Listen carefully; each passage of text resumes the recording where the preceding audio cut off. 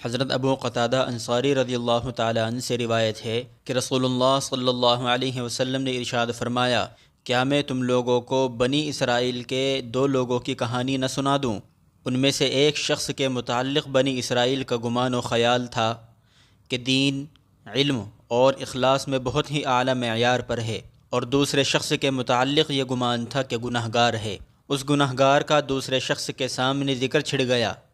उस शख्स ने कहा, अल्लाह तबारक व ताला उसकी मग़फ़िरत नहीं करेंगे। हक़ जल्ल मजदहू ने फरमाया, क्या इस शख्स को ये नहीं मालूम है कि मैं अरहमुर राहिमीन हूँ? क्या इसको ये नहीं मालूम है कि रहमती सबक़त गज़बी, कि मेरी रहमत दौड़ में गज़ब और गुस्से से आगे निकल गई है। मैं इस गुनाहगार के लिए जन्नत वाजिब करता हूँ और इस आबिद के लिए अज़ाब और इक़ाब को वाजिब करता हूँ। रसूलुल्लाह सल्लल्लाहु अलैहि वसल्लम ने फरमाया, लिहाजा अल्लाह तबारक व ताला की कुदरत में दखल न दो।